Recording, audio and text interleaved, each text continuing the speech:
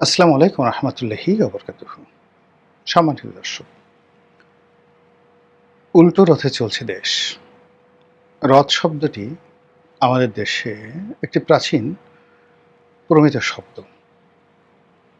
রাজারা যে ঘোড়ার গাড়িতে চলতেন সেটিকে সাধারণত রথ বলা হতো। আমাদের সাধারণ মানুষের যে ঘোড়ার গাড়ি আর রাজাদের যে ঘোড়ার গাড়ি, এর মধ্যে বিস্তর পার্থক্য রয়েছে। তো রাজাদের রথ কেমন হয় বা ঘোড়ার গাড়ি কেমন হয়, এটা যদি দেখতে চান তাহলে ইংল্যান্ডে এখনও এই রথ প্রথা চালু রয়েছে। ইংল্যান্ডের রাজা বা রানী তাদের যে বার্ষিক রাষ্ট্রীয় অভিষেক হয় বা তাদের যে রয়্যাল গার্ড রেজিমেন্ট রয়েছে, সেই গার্ড রেজিমেন্টের যে বার্ষিক কুচকাওয়াজ হয়, সেখানে ৮ ঘোড়া বা ১০ ঘোড়া চালিত যে রথ বা ঘোড়ার গাড়ি, এটি প্রদর্শিত হয়। তো সেটা আমরা দেখি। যারা এই ঘোড়ার রথী হন, মানে ঘোড়া যারা চালান, তারা অত্যন্ত, যাকে বলা হয়, উচ্চ পদস্থ কর্মকর্তা। তারা আমাদের দেশের সাধারণ ঘোড়সওয়ারের মতো নন। এই যে রাজা বা রানীর যে রথ যিনি পরিচালনা করেন, ঘোড়ার সওয়ার, তিনি অত্যন্ত সম্মানিত, মর্যাদাবান এবং যাকে বলা হয় উচ্চপদস্থ রাষ্ট্রীয় কর্তা। এটা হাজার বছর ধরে চলে আসছে। মহাভারতের যুগে এটা কেমন ছিল? হিন্দুদের অন্যতম দেবতা কৃষ্ণ। মূলত যখন মহাভারতের যুদ্ধটা হলো, তখন দুটো পক্ষ। একটি পক্ষ হলো পাণ্ডব, আর একটি পক্ষ হলো কৌরব।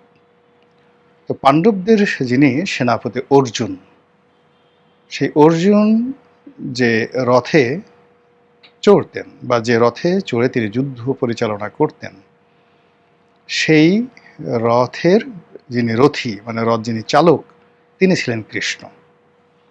তিনি রথ চালাতেন এবং তার উপরে কিন্তু আসলে অর্জুনের বীরত্ব এবং সফলতা লাভ মানে নির্ভর করে। তো সেই থেকে আমাদের যে বাংলা ভাষা এবং সাহিত্যে রথ এবং রথী খুবই গুরুত্বপূর্ণ। এবং এই যে আমরা যে বলি রথী, মহারথী, তো ওই যে ঘোড়ার যে চালক, রাজার ঘোড়ার যে চালক, তিনি আসলে রথী। আর এই রথী যখন অবসর গ্রহণ করেন, বয়স হয়ে যায়, তখন তিনি হয়ে যান মহারথী। এখন আপনি গুলিস্তানে যারা ঘোড়া চালায়, তাদের সঙ্গে যদি রথীর তুলনা করেন বা বুড়া কোনো ঘোড়া চালককে যদি মহারথী বলেন, তাহলে হবে না। এখানে রথী এবং মহারথী এই শব্দটির সঙ্গে রাজনীতি জড়িত, রাজ সিংহাসন জড়িত, রাজার কর্ম জড়িত। একটা সময় ঘোড়া কেন্দ্রিক ইকোনমি ছিল, ঘোড়া কেন্দ্রিক রাষ্ট্র ব্যবস্থা ছিল। ক্যাভালরি, যেটিকে আমরা বলি ঘোড়সওয়ার, একটি দেশের রাজনীতিতে সেই দেশটি তত বেশি শক্তিশালী অভ্যন্তরীণ এবং বহিঃশত্রুর কাছে, যার সেনাবাহিনীতে অশ্বারোহীর সংখ্যা বেশি ছিল। আচ্ছা, ঘোড়ায় চড়ে চড়ে যারা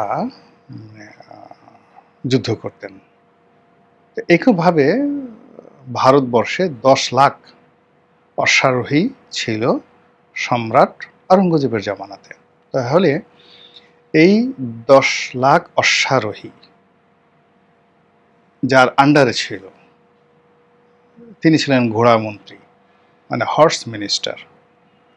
হর্স মিনিস্টারের পরে যিনি মানে প্রধান ব্যক্তি ছিলেন, তিনি ছিলেন যাকে বলা হয়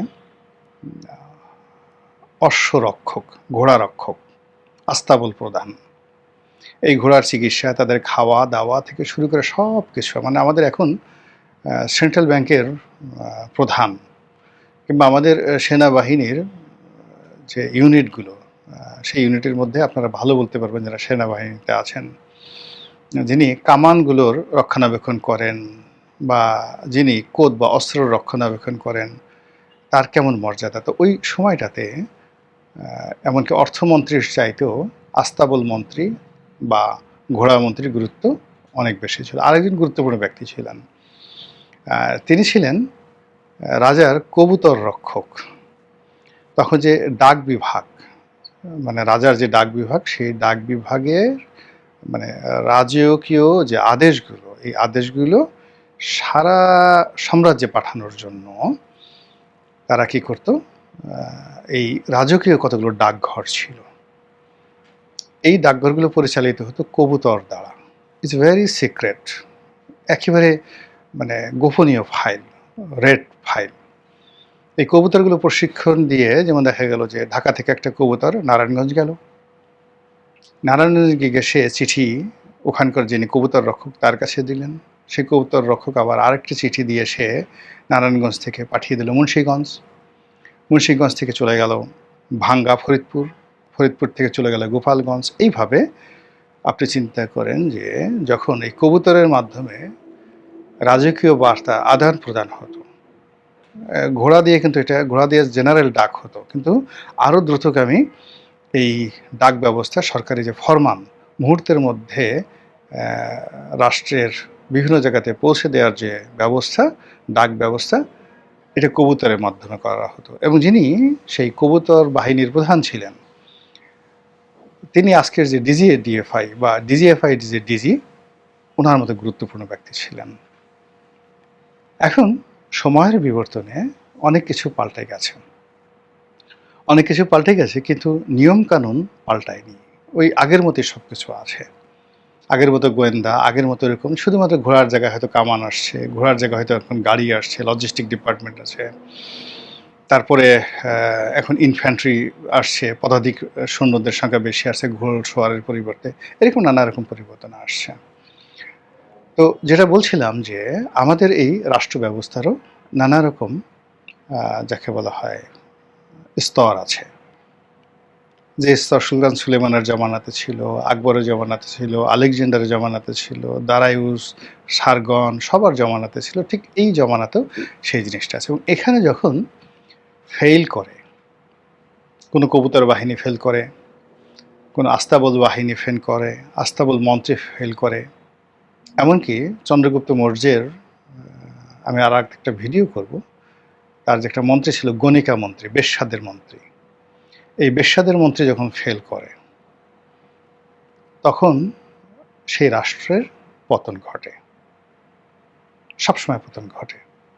এই জন্য প্রত্যেকটা রাষ্ট্রেই তার যে গোয়েন্দা বাহিনীগুলো রয়েছে, সেন্সিটিভ যে স্পর্শকাতর যে জায়গাগুলো রয়েছে, সেখানে রাজা সবচেয়ে বিশ্বস্ত লোক নিয়োগ করে এবং রাজাকে ওই গোয়েন্দা কর্মকাণ্ডের ব্যাপারে ওয়াকিফাল হতে হয়, এবং কাকে নিয়োগ দেবেন সেই ব্যাপারে রাজাকে সিদ্ধান্ত নিতে হয়। এবং রাজা যদি সেই সিদ্ধান্ত নিতে ভুল করেন, তার সর্বনাশ কেউ রুখতে পারবে না।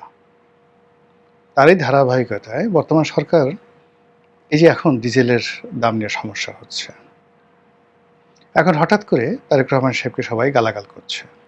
এটা তো হওয়ার কথা না, ডিজেল সমস্যা হওয়ারই কথা না, তারেক রহমান সাহেবকে গালাগাল করারই কথা না।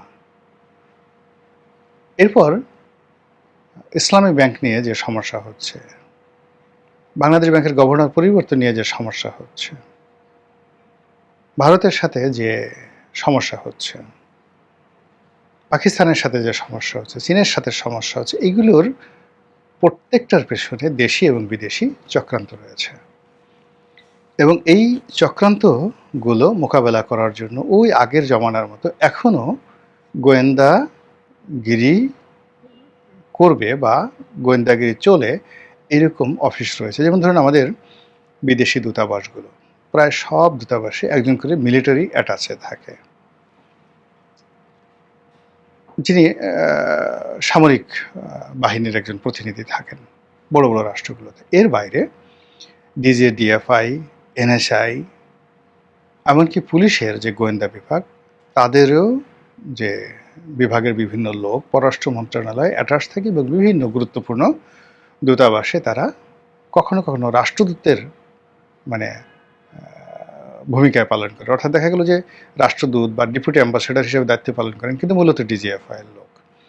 তো তারা প্রফেশনালি যে দায়িত্বগুলো পালন করেন, তারপর যে তথ্য এবং উপাত্তগুলো রাজাকে দেন, সরকার প্রধানকে দেন, প্রধানমন্ত্রীকে দেন, রাষ্ট্রপ্রধানকে দেন, ওটার উপরে কিন্তু সেই রাষ্ট্রের পররাষ্ট্রনীতি, সেই রাষ্ট্রের অভ্যন্তরীণ নীতি, সেই রাষ্ট্রের অভ্যন্তরীণ রাজনীতি সেগুলো নির্ভর করে। তো সেক্ষেত্রে আমার প্রশ্ন যে আমাদের দেশে তো এইরকম অসংখ্য গোয়েন্দা সংস্থাগুলো আছে। পুলিশে অন্তত পক্ষে 10-12টা গোয়েন্দা সংস্থা আছে, এনএসআই আছে, ডিজিএফআই আছে। এরপরে অন্যান্য যে সকল বাহিনীগুলো রয়েছে, যেমন আনসার আছে, বিজিবি আছে, তাদের কিন্তু নিজস্ব একটা গোয়েন্দা ইউনিট আছে। তো এরপরে বাংলাদেশ ব্যাংকের একটা গোয়েন্দা ইউনিট আছে, জাতীয় রাজস্ব বোর্ডের একটা গোয়েন্দা ইউনিট আছে, দুর্নীতি দমন কমিশনের গোয়েন্দা ইউনিট আছে। এরকম অসংখ্য, মানে এই রাষ্ট্রের অন্তত 100টি গোয়েন্দা ইউনিট আছে। এখন জনাব তারেক রহমান সাহেব, যিনি প্রধানমন্ত্রী হিসেবে আছেন, তিনি তাদের সবার নাম জানেন? তাদের সঙ্গে কি তার এ যাবৎকালে বৈঠক হয়েছে যে কেন ব্যাংকিং সেক্টরে এখনো সমস্যা চলছে? কেন জাতীয় রাজস্ব বোর্ডে অস্থিরতা যাচ্ছে? কেন ডক্টর মোহাম্মদ ইউনূসের জমানাতে এবং এখন পর্যন্ত মানে লক্ষ্যমাত্রা অর্জন করা তো দূরের কথা, লক্ষ্যমাত্রার ধারের কাছে যাওয়া যাচ্ছে না। এবং এই যে রাজস্ব আদায়ে যে ঘাটতি, সেই ঘাটতির ফলে কী কী আর্থিক ক্ষতি হতে পারে, কী কী ঝুঁকি তৈরি হতে পারে, এই বিষয়গুলো কি তার গোয়েন্দাদের কাছ থেকে তিনি জেনেছেন? এই বিষয়গুলো গোয়েন্দারা একভাবে বলবেন, আর বিশেষজ্ঞ যারা আছেন, অর্থনীতিবিদরা আছেন, তারা বলবেন বিপরীতটি। অর্থাৎ অর্থমন্ত্রী, অর্থ উপদেষ্টা যে সকল কথা বলবেন, তার সঙ্গে জাতীয় রাজস্ব বোর্ডের যে গোয়েন্দা ইউনিট, কিংবা দুর্নীতি দমন কমিশনের যে গোয়েন্দা ইউনিট, বাংলাদেশ ব্যাংকের গোয়েন্দা ইউনিট, তাদের বক্তব্য এক হবেন। এগুলোকে কম্পাইল করার দায়িত্ব প্রধানমন্ত্রীর। এবং সেই প্রধানমন্ত্রী যদি এই কাজগুলো সুন্দরভাবে করেন, তাহলে একটা দেশ সুন্দরভাবে চলে। আর যদি সেটাই তিনি না করেন, আর্থিক বিপর্যস্ত হবে, দেশ থেকে টাকা পাচার হবে, দুর্নীতি বাড়বে, মানুষ ধরাকে সরাক জ্ঞান করবে, যে যার মতো চলবে, দ্রব্যমূল্য নিয়ন্ত্রণে থাকবে না। এরপর মানুষজন প্রধানমন্ত্রীকে গালাগালি করবে, রাজপথ উত্তপ্ত হবে, মারামারি, হানাহানি, কাটাকাটি হবে, মামলা মোকদ্দমা বাড়বে এবং সরকার পতন হবে। কাজেই এই যে গোয়েন্দা রিপোর্ট এটা কতটা গুরুত্বপূর্ণ, আশা করি আপনারা যারা দেখছেন তারা বুঝতে পারবেন। এবং আপনাদের মধ্যে যদি কেউ সরকার বাহাদুর যারা আছেন তাদের সঙ্গে সম্পর্ক থাকে, তারা যদি বোঝেন, দেখেন, তাহলে হয়তো আমার যে শ্রম, এই যে আমি কথাগুলো বলছি, এটা কিছুটা হলেও সফল হবে। মহান আল্লাহ আমাদের সবাইকে হেদায়েত দান করুন এবং হেফাজত করুন। আসসালামু আলাইকুম ওয়া রাহমাতুল্লাহি ওয়া বারাকাতুহু।